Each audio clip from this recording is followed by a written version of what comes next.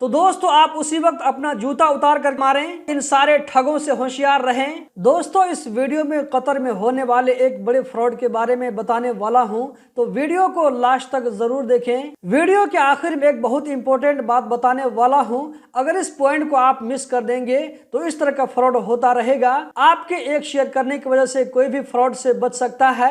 इस वीडियो को लाइक करने वालों को एडवांस में थैंक यू बोलना चाहता हूं। वाकया कुछ इस तरह है कि एक इंडियन भाई जो कि कतर में किसी कतरी के घर में काम करने के लिए गया था, हो सकता है कि कतरी कुछ सख्त मिजाज होगा, तो वो इंडियन भाई क्या करता है कि उस कतरी को छोड़ करके दूसरी जगह काम करने का इरादा करता है और उस भाई ने ऐसा कर भी लिया, किसी दूसरी जगह में जाकर के काम करने लगा। उसको कुछ दिनों के बाद में महसूस हुआ कि हम तो कतर में इलीगल हो चुके हैं, कभी भी अगर पुलिस हमको पकड़ेगी तो सीधा हमको इंडिया भेज देगी। तो अपने आप को लीगल करवाने के लिए वो भाई फिर से कोशिश करने लगता है। तो इसी बीच में उसकी मुलाकात एक नेपाली भाई से होती है। तो वो नेपाली भाई इस इंडियन भाई से कहता है कि मैं तुम्हारा नाम सीआईडी से निकलवा करके फिर से तुमको लीगल करवा दूंगा, तुम्हारा इकामा भी बनवा दूंगा, लेकिन उसके लिए कुछ पैसे खर्च करना पड़ेगा।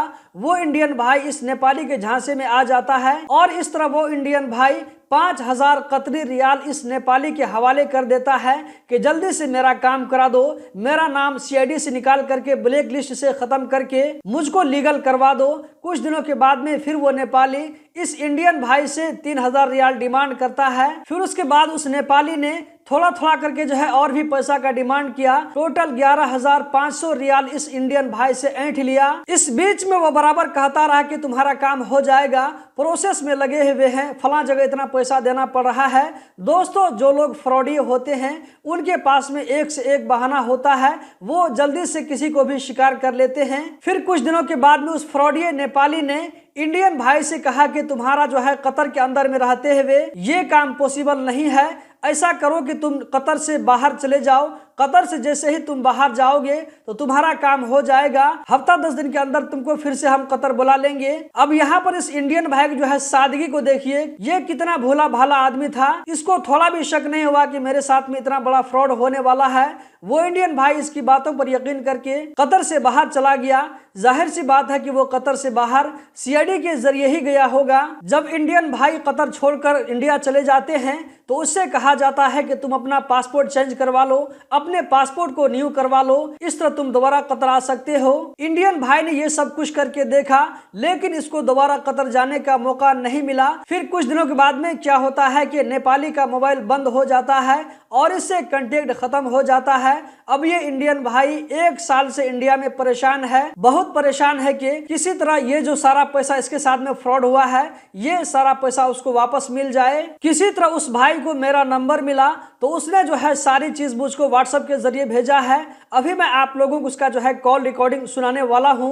दोस्तों ये कहानी मैं अपनी तरफ से बयान नहीं कर रहा हूं, बल्कि प्रूफ आप यहां पर देख सकते हैं। अस्सलाम वालेकुम, खैरियत। मैंने बस क्या किया मालूम, वो मैं उधर कतर में अरबी से बाहर निकल के काम कर रहा था, ये नहीं कि मैं भाग गया, तो मेरा कफिल ने ना ब्लॉक रखा था। फिर बाद में बंदा ने क्या बोला है, मैं ब्लॉक हटाऊंगा कतर के अंदर ही, बताया था तुम्हारा ठीक है, ओके मुश्किल नहीं है। तो वो फिर क्या किया है, पैसा मेरे से एक बार 5000, फिर 1-2 दिन के बाद फिर 3000 ऐसे करके पूरा 11500 लिया है। ठीक है ना, बोला कि भाई अभी तुम्हारा आईडी लग जाएगा इधर करके। फिर बाद में बोला कि इधर से नहीं हो रहा है आपका आईडी, आप मुल्क जाओ, 1 हफ्ते 10 दिन में बुला लूंगा करके ये बात किया है। फिर बात करने के बाद मैं मुल्क इंडिया आ गया। फिर बाद में बोला कि सीआईडी में हम गया है, पैसा जमा किया है, बस 1-2 दिन में काम बन जाएगा ऐसा करके बोला। फिर बाद में ये किया है कि बोला कि बाद में भाई ठीक है अभी नहीं हो रहा, जब भी हो रहा तभी हो रहा, वो तुम्हारा पासपोर्ट रिन्यूअल करो, ये करो वो करो, सब 12 बातें किया है मेरे साथ। फिर बाद में मैं पासपोर्ट भी रिन्यूअल किया। फिर उसके बाद बोला 1 हफ्ते में हो जाएगा काम करके बोला। फिर एक हफ्ते के बाद मोबाइल बंद करके वो नेपाल आ गया है। तो दोस्तों कुछ नेपाली ऐसे भी होते हैं जो कि अपने मुल्क का नाम खराब करते हैं, अपनी कम्युनिटी को बदनाम करते हैं, अपने धर्म को बदनाम करते हैं। ऐसे लोगों को बताना चाहूंगा, उन्हें याद दिलाना चाहूंगा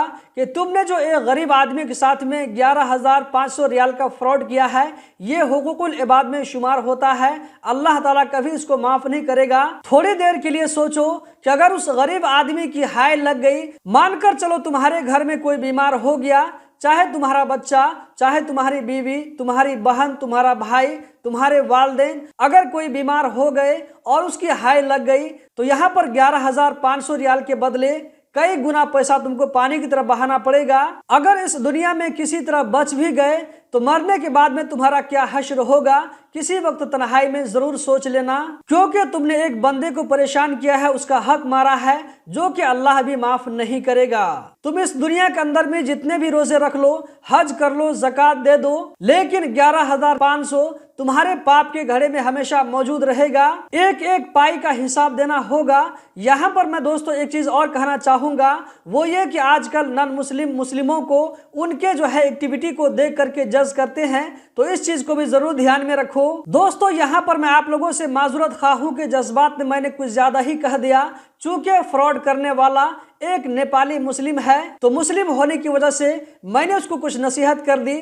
हो सकता है कि दिल में अल्लाह का खौफ पैदा हो जाए और उसने जिस इंडियन भाई के साथ में फ्रॉड किया है उसको पैसा वापस कर दे, यही मेरी कोशिश है। आखिर की जो सबसे इंपॉर्टेंट बात वो ये कि अगर आपको कोई कतर में कहता है कि हम तुम्हारा बला गुरूब खत्म कर देंगे, इतना खर्चा आएगा, तो दोस्तों आप उसी वक्त अपना जूता उतार करके उसके सर पर मारें, क्योंकि वो आपके साथ में फ्रॉड करने की, चीटिंग करने की कोशिश कर रहा है। जैसे इस इंडियन भाई के साथ में फ्रॉड हुआ है, उसी तरह का फ्रॉड आपके साथ में वो होगा। बला गुरूब का रूल ये है कि अगर आपके खिलाफ कंपनी वाले बला गुरूब लगा देते हैं तो आपको 3 दिन के अंदर में सीआईडी में हाजिर होकर के उस केस को चैलेंज करना पड़ता है।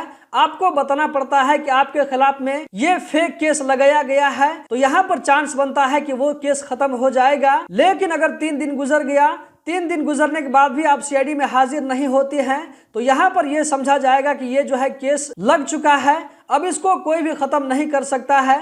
इस केस को खत्म करने के लिए चाहे तो कंपनी का मैनेजर, कफील या ये कि मंदूब जाकर इस केस को खत्म कर सकता है, लेकिन 12,000 रियाल फाइन भरने के बाद में बाहर का कोई भी आदमी इस केस को खत्म नहीं कर सकता है। इसी तरह आप लोगों को कतर में बहुत सारे लोग ऐसे मिल जाएंगे जो कि आपको ये ऑफर करेंगे कि अगर आप इतना पैसा पे करते हैं तो आपका प्रोफेशन चेंज हो जाएगा, आपको कफाला चेंज करवा देंगे, आपका जो है ड्राइविंग लाइसेंस दिलवा देंगे, आपका इकामा बनवा देंगे।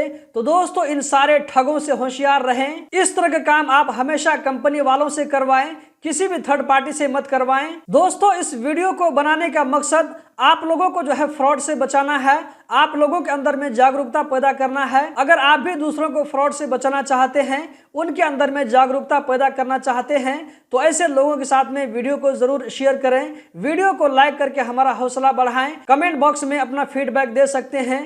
बहुत बहुत शुक्रिया।